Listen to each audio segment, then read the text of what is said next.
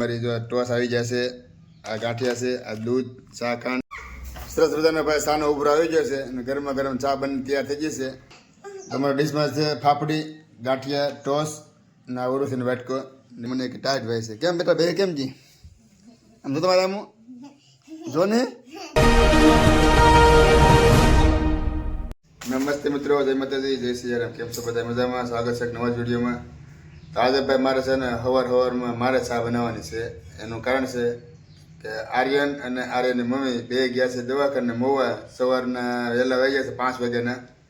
હું અને ઉર્વશી બાપ દીકરી ઘરે છીએ. તો મને એમ થયું કે હાલે ભાઈ હું આજે ચા બનાવીને ઉર્વશીને પાઈ દઉં અને નાસ્તો પાણી બેનને કરાવી દેવી અને પછી એને જવાનું છે નિશાળે. તો તમે જો વિડીયોમાં પહેલી વખત આવ્યો હોય તો ચેનલને સબસ્ક્રાઈબ કરી નાખજો, વિડીયો લાઈક કરી નાખજો. તો ચા બનાવું છું, બીજી વખત ચા બનાવું. પહેલી વખત એક વાર બનાવી હતી, બરાબર જામ્યું નહોતું ને આજે બીજી વખત ચા બનાવું છું. વિડીયોમાં કન્ટિન્યુ બનાવી રહેજો. તો જો ઉર્વશી બેઠી છે, જાગી ગઈ છે. કાવટા તારી મમ્મી ક્યાં ગઈ? દવાખાને ગઈ. કોણ લઈને ગઈ? તો ભાઈને દવાખાને લઈને ગઈ એમ કહે છે. જો બધી વસ્તુ આવી ગઈ છે મારી. જો ટોસ આવી જશે, આ ગાંઠિયા છે, આ દૂધ, ચા, ખાંડ અને ચૂલો તૈયાર છે. ફાફડી છે, સોરી ભાઈ, ફાફડી ગાંઠિયા છે, મને ખબર નહોતી. તું લાવી કે એમને? ચાલો ભાઈ ચા પાણી બનાવી નાખવું, ચૂલો બુલો જેગવી દઉં. ચા બનાવું એટલે કદાચ સારી બને તો સારું. હવે આમ તો બીજી વખત છે પણ હરખી ચા પહેલી વાર બનાવું છું, એવું છે બધું ભાઈ. તો તમે જોઈ શકો છો તપેલીમાં ભાઈ ચા મૂકવાનું શરૂ થઈ ગયું છે. દૂધ ભૂધ ને શાખા નાખી દીધી છે. બેન અમારે છાની વાટે છે. કામ બેટા વાટે છે ને છાની? પછી મસાલા વહી જાય ને. તો મારે પણ કારખાને જવાનું છે. આજે મોડું થઈ ગયું છે કારણ કે 8:30 જેવું થવા આવ્યું છે. ને એમ કહેવાય ને કે વહેલા સવારે મુકાઈ જાય બસમાં, પછી પાછા આવીને ભૂઈ જાય ત્યાં મોડું થઈ ગયું. હવે 8:30 થઈ જશે. ને બેન અમારે ઘડી છે ને રોવા મળ્યા હતા. ઉર્વશીને મમ્મી વહી જઈને દવાખાને ત્યાં કેમ રોવા કેમ મળી હતી? હે જો આમ હજી તરફ આમ રોવું થાય છે. ને પછી ચા બને છે, પછી ચાના કારખાને અમારે બધી વસ્તુ આવી ગઈ છે. કેમ બેટા કહેતો કેમ રોવા મળી હતી? ઉર્વશીબેન કંઈ બોલશે નહીં કારણ કે હજી થોડુંક એને આમ ઓલું થાય છે કે મને મૂકીને વહી ગઈ મમ્મી. કામ બેટા એવું છે ને હજી નથી બોલતી. એને બોલશે નહીં કારણ કે એને થોડુંક આમ જેમ છે કે મને મૂકીને વહી ગઈ, મારે જવું હતું. તારે જવું હતું ગામડે મોવા જવું હતું? ના પાડે તારે હવે મને નથી જવું. એ કે મમ્મી આવે એટલે મારી એમ કે પછી સારો વાંધો નહીં. વિડીયોમાં કન્ટિન્યુ બનાવી દેજો. ચા પાણી બને એટલે આપણે પછી કારખાને ભાગીએ. સરસ મજાનો ભાઈ સાનો ઉભરો આવી ગયો છે અને ગરમા ગરમ ચા બની તૈયાર થઈ જશે.